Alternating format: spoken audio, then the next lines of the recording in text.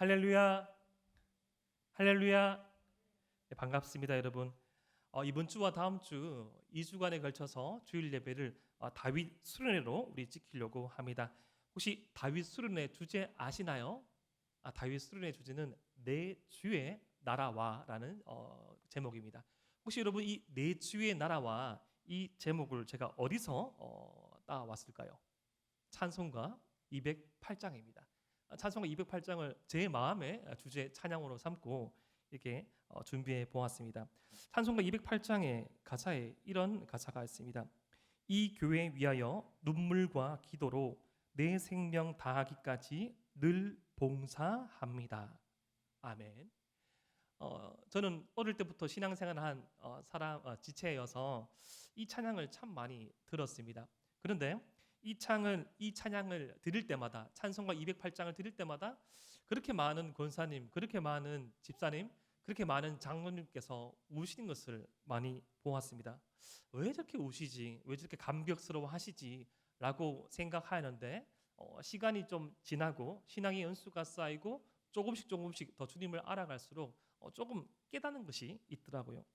처음 신앙생활을 하면서 주님을 알고 말씀 가운데 은혜를 받고 신앙생활을 통해서 더욱더 은혜의 깊이를 조금씩 알아갈 때 처음에는 제 자신이 보였습니다. 나란 존재가, 나라는 이 사람이 세상이 말하는 그런 어떤 시각, 세상이 말하는 정체성이 다가 아니구나. 하나님께서 나를 참 사랑하시구나라는 것을 처음에 발견하게 되었습니다. 그런데 하나님께서 나를 사랑하신 줄을 이 신앙생활을 통하여서 발견하고 난 다음에 조금씩 시간이 지나고 조금씩 더 경험하게 되고 주님에 대해서 알아가게 되다 보니까 이 나에서 이 시각이 좀 더 확장되어서 좀 깨달은 사실이 있었으니 하나님께서, 우리 주님께서 나보다도 교회를 더 사랑하시는구나는 이 사실을 발견하게 되었습니다. 저는 이 모태신앙으로 28년 정도를 평범한 어떤 성도로서, 청년으로서 지내왔고 2008년부터 계속적으로 사역을 해왔었는데 참 감사하게도 제가 신앙생활을 처음에 시작하고 신앙의 그런 청년의 시기를 보낸 그런 이제 교회들이 참 이제 건강했습니다. 좀 교회를 사랑하는 것이, 교회를 통한 은혜가 이것이구나.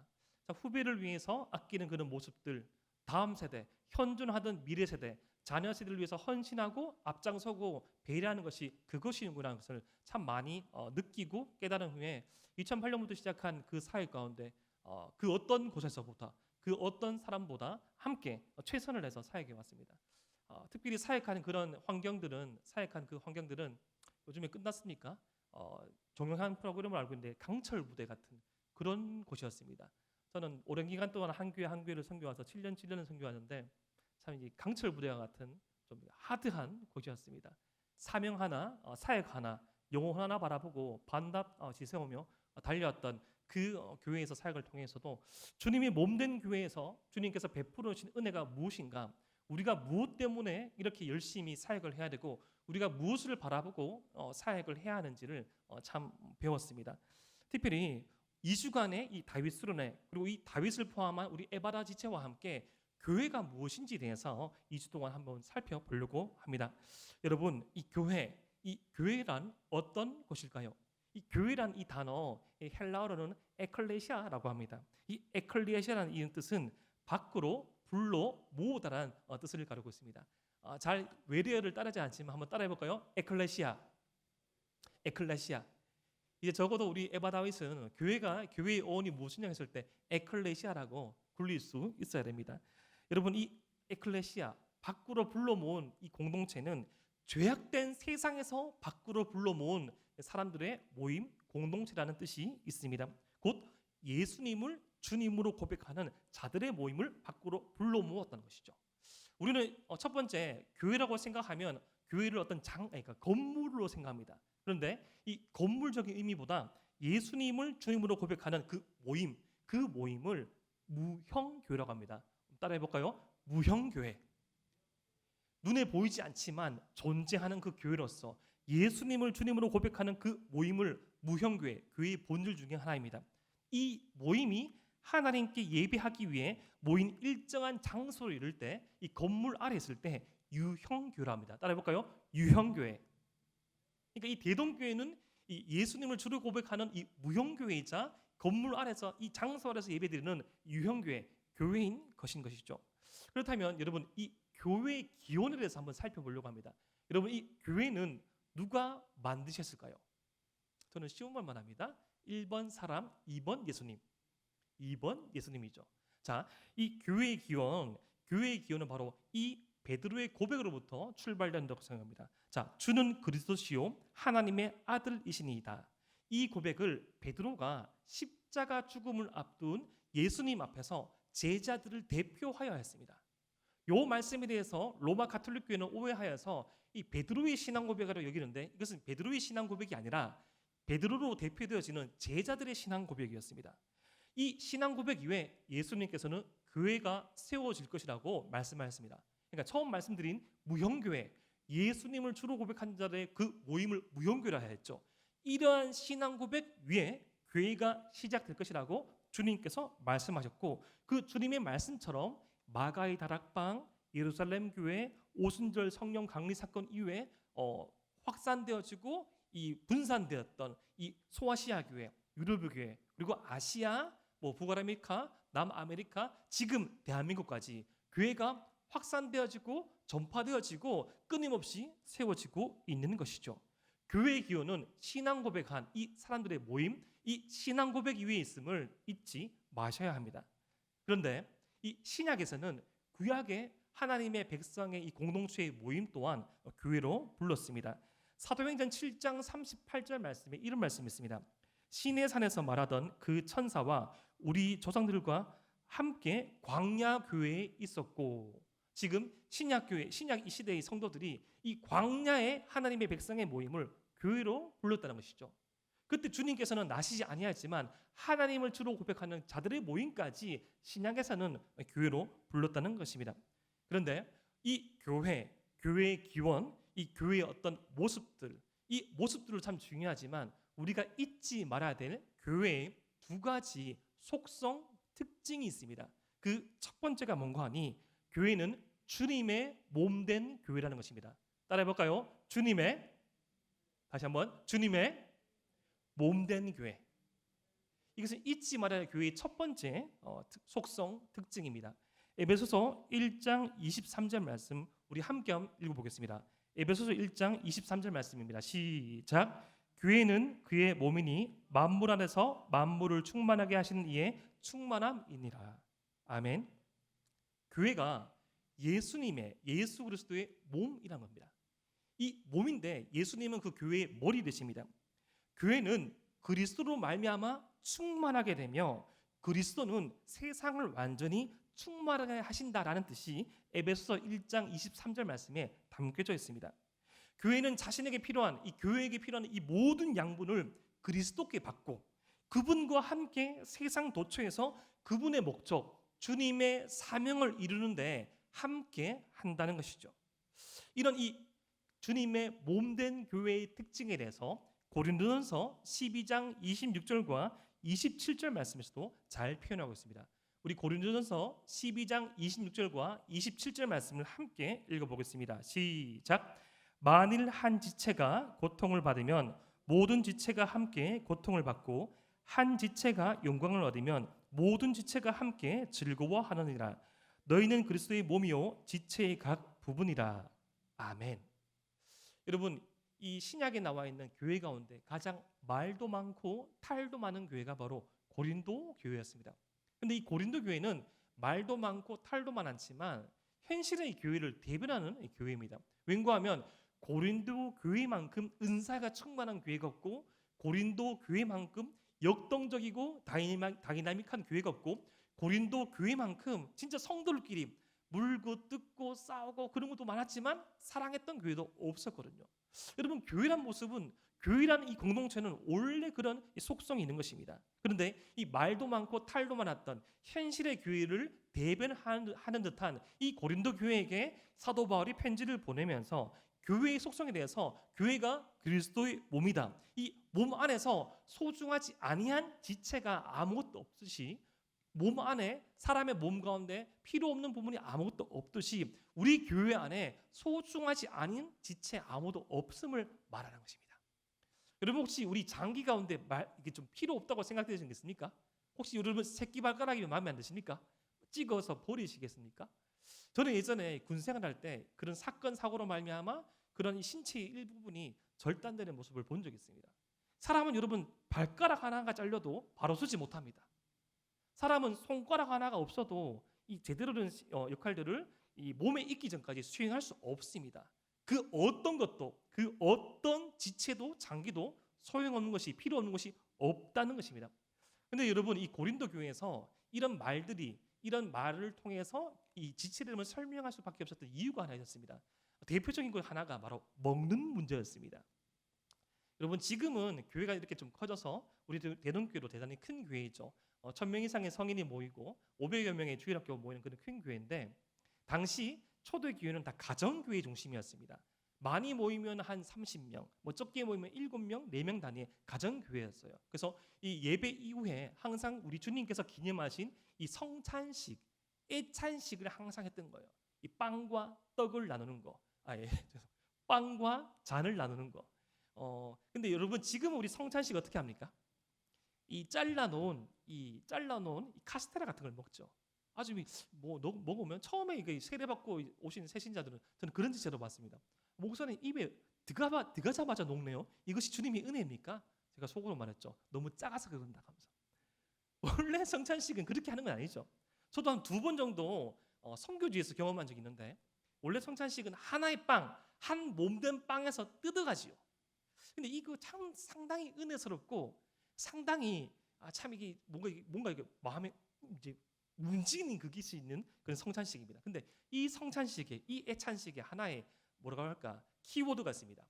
제일 앞에서 먹는 사람들부터 시작해서 많이 먹으면 안 됩니다. 고린도 교회에서 이런 일이 있었던 거예요. 처음에 이렇게 막 뜯어 먹을 때 앞에서 많이 뜯어 먹다 보니까 뒤에 애찬할 게 없는 거예요. 그런데 뒤에 늦게 참석할 수밖에 없는 사람이 어떤 사람인 거 아니? 소위 가난한 분들이었습니다. 다른 어떤 가정에서 어떤 그런 메이드로서 이제 섬겨주고 어떻게 봉사해주는 그런 역할을 하거나 아니면 다른 일을 마치고 오는 분들 먼저 예배를 드린다는 거.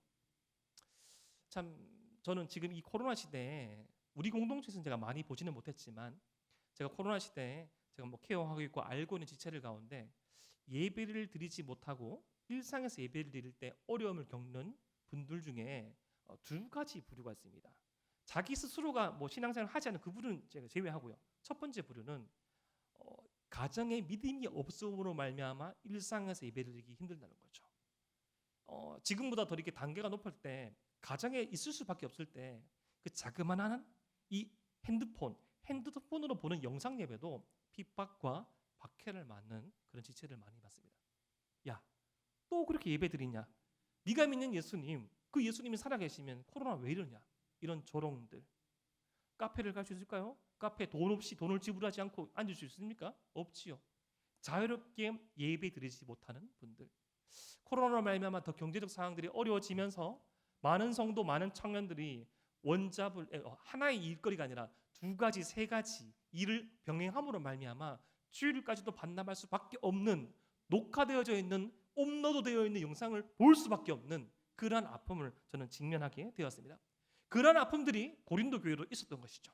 늦게나마 저는 의지를 다하고 힘을 다해서 고의적으로 예배에 늦게 오는 것을 인정하지 않습니다. 하지만 특수한 상황 가운데 그럴 수밖에 없어서 예배에 늦게 오고 일상 가운데 예배를 드리는 것은 저는 그럴 수 있다고 생각합니다. 그랬던 지체들이 애찬에 참석했는데 먹을 것이 없었던 거예요. 여러분 먹는 것에 사람이 제일 속상합니다. 먹는 것이 제일 사람이 속상해요. 여러분 오해하지 마십시오. 제가 이게 예배 때 마신 이것은 커피가 아니라 물입니다. 물 보여드릴까요? 물. 물이면 물. 아이스 아메리카노 먹는 게 아닙니다. 물을 그냥 마시는 겁니다. 먹는 것이 제일 민감하죠. 누구는 먹고 누구는 안 먹고. 선포합니다. 우리 에바다윗에서는 먹는 것이 모자라지 않도록 모든 사역들을 했으면 좋겠습니다. 그 어느 누구의 입에도 먹는 것이 들어가지 않도록 하지 말게 하라. 다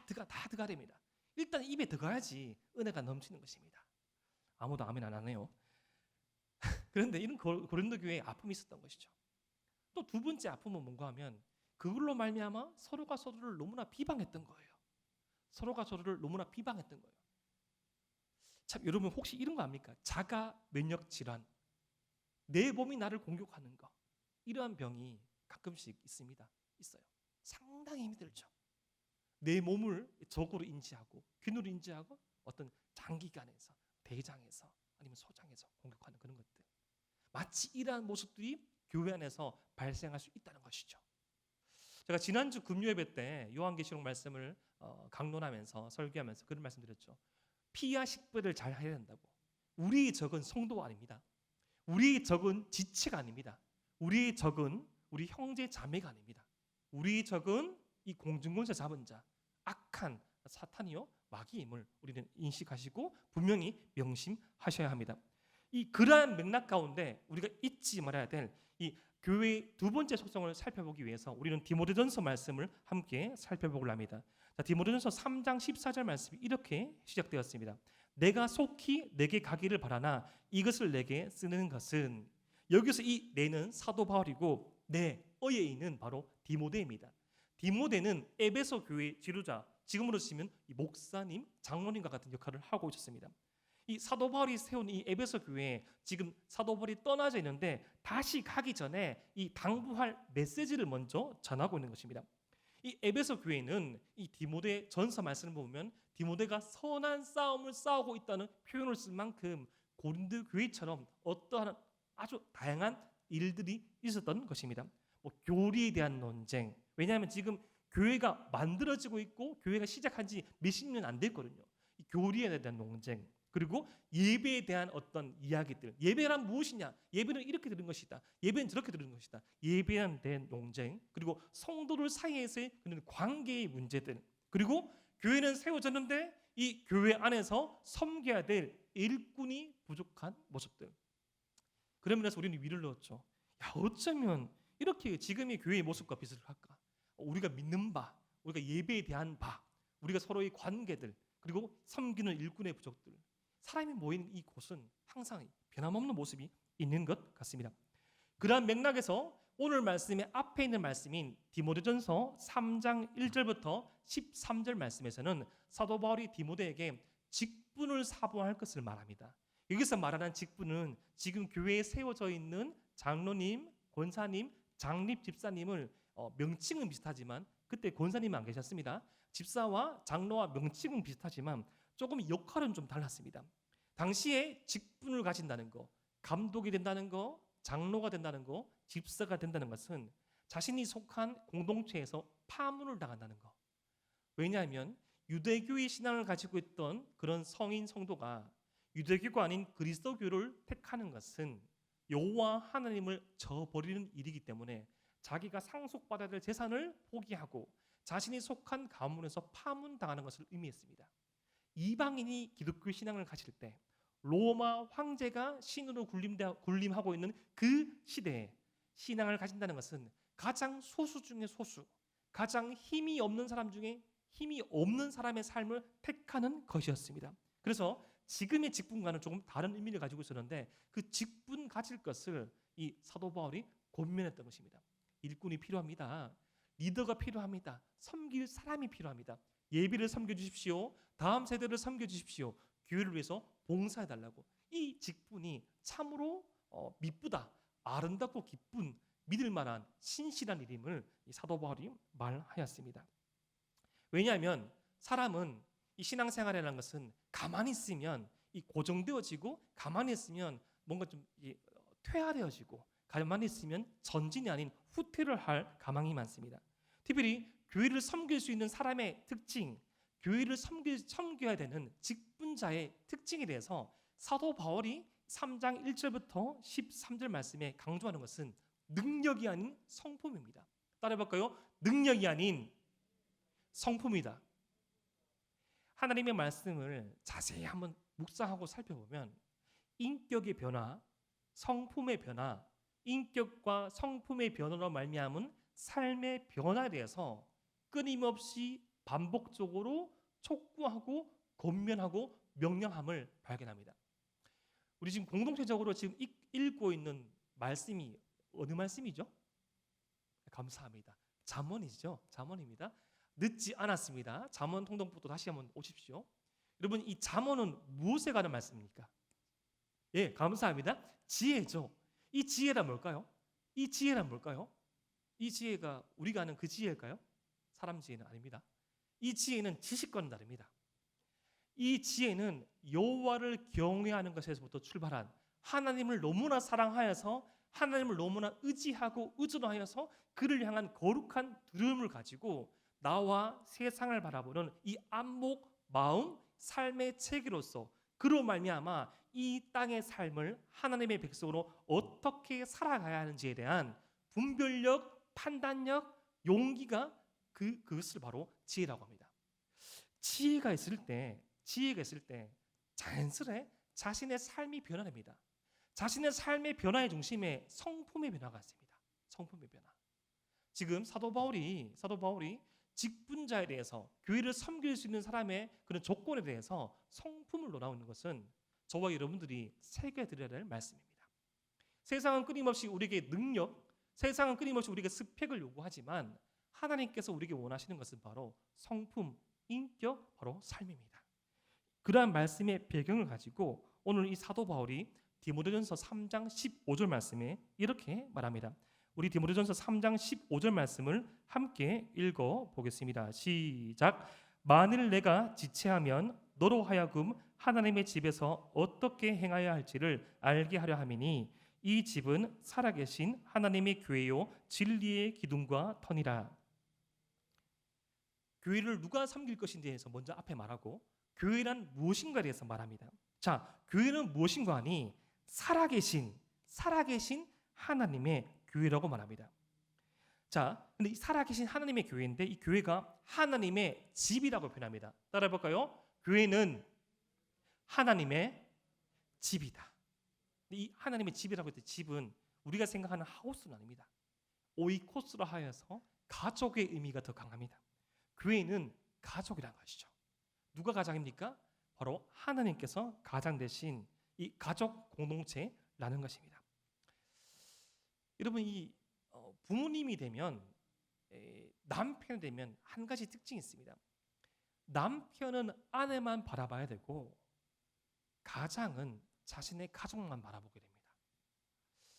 남편이 되었음에도 불구하고 자신의 아내보다 다른 여인이 눈에 들으면 그것은 잘못된 것이죠.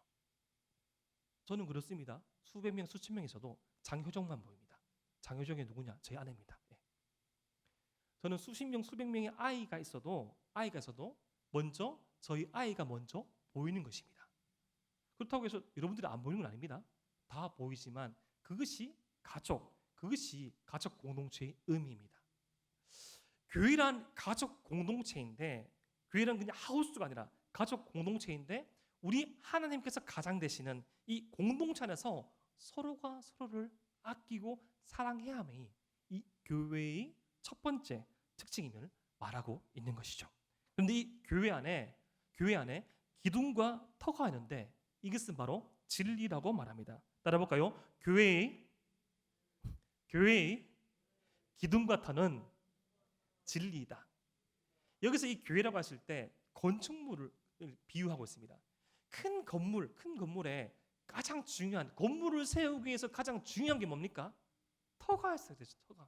땅이 있어야 되죠. 터와 땅이 있으면 건물을 세울 때 뭘 먼저 세웁니까? 옛날 이 건축 양식은 기둥이 아주 중요했습니다. 제가 전에 섬기던 이 교회는 상당히 큰 교회 건물을 가지고 있었습니다. 제가 기억하기로는 연건평이 13,450평이었습니다.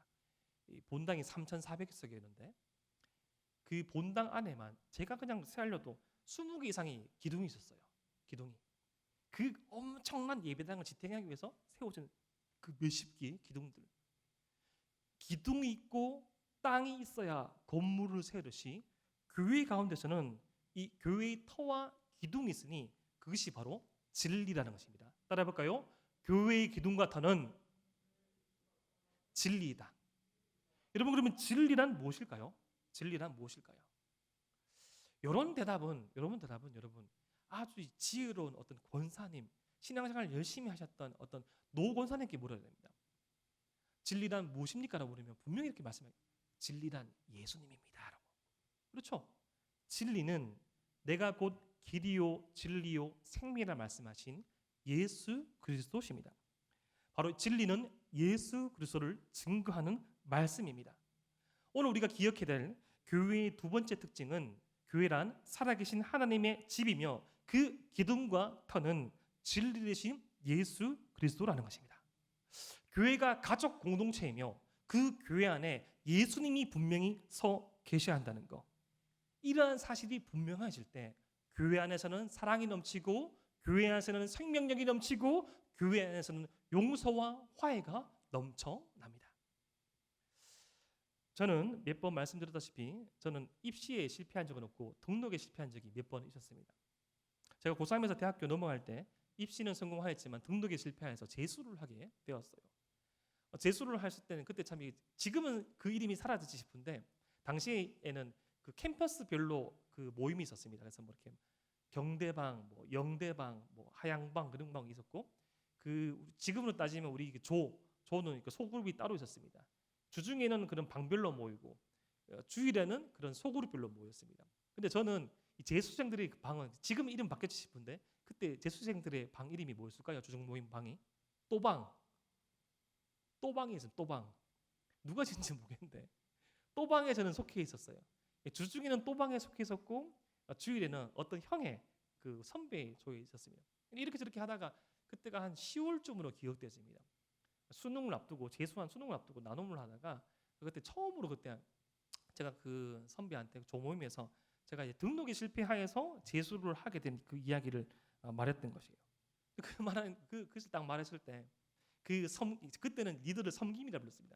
그 섬김이 형이 저보다 3살 많았던 형이었는데 이제 영대 공대를 다니는 형이었는데 너무 이게 그때 되게 유능한 그 음악 엔지니어였고 되게 유능한 찬양 구군이었고 되게 좀 이지적인 이성적인 형이었는데 하염없이 그 눈물을 흘리는 거예요. 뚝뚝 흘리더니 그래서 막 형이 한 5분, 10분 정도 뭐 우시다가 전형적인 공대 남자였는데 형이 우니까 옆에 사람이 묻는 겁니다. 제가 왜 우는데? 라고 물으니까 이래저래 하다가 인수가 이래 뭐 얘기하다가 옆에 공동체로 속으로 또 우는 거예요. 이 속으로 우니까 옆에서 또 우는 거예요. 왜 그런데? 인수가 또 우는 거예요. 울고 울다가 그때 180명이 울음으로 속으로 모임을 마친 적이 있어요. 저 하나의 이야기 때문에. 그때 되게 낯이 뜨겁다기보다는 되게 뜨거웠습니다. 뭉클했어요. 이게 공동체구나. 이것이 주님의 몸된 공동체구나. 세상에서는 부끄러울 수 있는 이야기일 수 있고 그 어떠한 집단에서는 상처가 될 수 있는 말일 수 있겠지만 이것을 나눌 수 있는 곳. 나의 아픔이 그의 아픔이며 나의 기쁨이 그 누군가의 기쁨이 되는 것. 이것이 바로 교회구나. 이러한 사실을 이러한 진리를 사도 바울도 경험했죠. 여러분 사도 바울이 어떤 인물입니까? 그는 원래 사도 바울은 유대교의 정통한 사람으로서 이 가말리엘이라는 가장 큰 선생 밑에 제자 중에 한 명이었습니다. 그의 전직은 무엇인가 하니 바로 살인 청부업자였죠. 누구를 죽이는 살인? 예수 그리스도를 믿는 자들을 잡아 죽이는 살인자였습니다. 살인 청부업자. 그가 이 안디옥에 머물고 있는 다마스커스 지방에 머물고 있는 이 예수 그리스도를 믿는 사람들을 죽이러 괜찮다는 이 살인 면허를 가지고 그 도시를 향해서 갈 때 그 길 가운데 빛 가운데 살아계신 예수 그리스도를 만나게 되죠. 너무나 환한 빛, 세상에서 찾아볼 수 없는 빛, 그 빛 가운데 그의 눈이 실명하게 되고 보이지 못하게 되고 그는 아나니아라 불리는 기독교인의 도움을 받아가지고 기독교 공동체 안에 들어오게 되었습니다. 전혀 교회와 상관없던 전혀 교회를 핍박하던 인생에서 아나니아를 비롯한 초대교회의 사도들과 많은 성도들의 보살핌과 용서와 화해와 섬김으로 말미암아 사도 바울이 되었다는 것이죠. 그러한 경험을 한 사도 바울은 교회란 바로 가족 공동체, 이 가족 공동체가 될 수 있는 그 이유가 교회의 터와 기둥이 예수 그리스도이기 때문을 말했던 것이죠. 이 교회의 은혜를 깨달은 사도 바울이 이렇게 예수님을 찬양합니다. 우리 디모데전서 3장 16절 말씀을 함께 읽어 보겠습니다. 시작. 그도다 경건의 비밀이여 그렇지 않다 하니 없도다. 그는 육신으로 나타나신 바 되시고 영으로 의롭다 하심을 받으시고 천사들에게 보이시고 만국에서 전파되시고 세상에서 믿음 받으시고 영광 가운데 올려주셨느니라. 아멘. 여기서 말하는 경건의 비밀이라는 것은 예수 그리스도를 통하여 드러난 하나님의 은혜와 구원 계획을 의미합니다. 예수 그리스도를 통하여서 드러난 하나님의 은혜, 구원 계획이 실현된 곳은 바로 교회죠. 여기서 이 경건의 비밀은 바로 교회에서 가장 강력하게 드러납니다.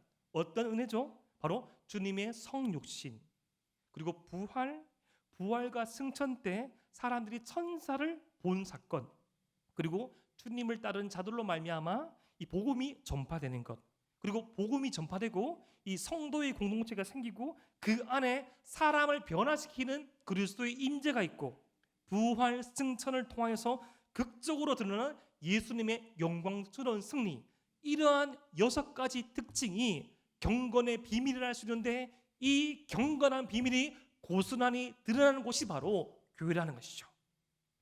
여러분, 지금도 그렇지만 초대교회는 대단히 연약하게 보였습니다. 지금도 그렇지만 초대교회는 대단히 촌스러울 수 있는 그런 사람들의 모임이었습니다.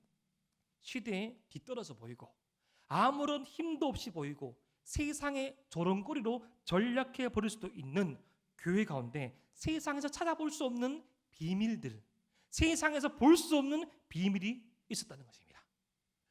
주님의 성육신을 따라가는 성도, 우리를 보시고 이 땅 가운데 내려오신 그 성육신 하신 주님을 따라가는 기독 청년.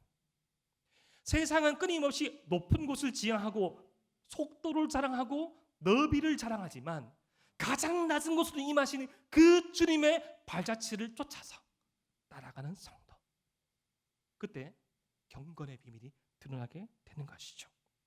천사와 같이 하나님께 순종하여서 영광 돌리며 찬양하는 성도, 천사와 같이 하나님의 그 거룩하신 은혜를 노래하는 삶을 사는 기독 청년.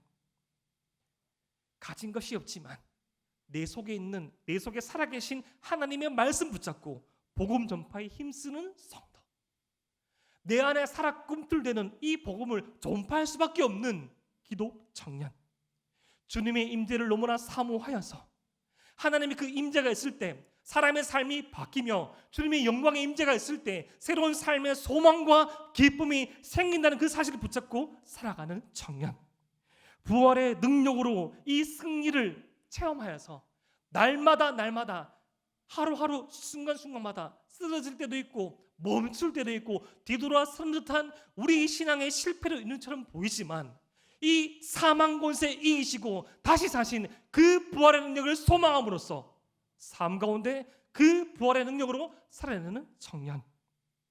그렇게 세상에서 찾아볼 수 없는 은혜가, 세상에서 찾아볼 수 없는 비밀이 교회에 있음을 사도 바울은 선포하고 그러한 은혜를 저와 여러분들이 알고 있는 것입니다. 그렇기에 교회에 대한 최초의 언급, 교회에 대한 기원을 말씀하시면서 우리 주님께서는 이렇게 말씀하셨습니다. 마태복음 16장 18절 말씀입니다. 우리 마태복음 16장 18절 말씀을 다시 읽어보겠습니다. 시작. 또 내가 내게 이르노니 너는 베드로라. 내가 이 반석 위에 내 교회를 세우리니 음부의 권세가 이기지 못하리라. 아멘.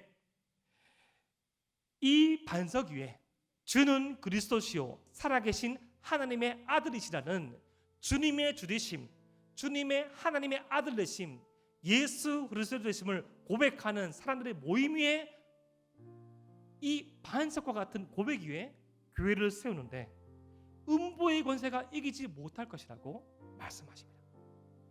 때로는 이 음부로 통칭되어지는 세상과 어둠이 끊임없이 우리를 조롱하고 우리를 핍박할 수 있겠죠.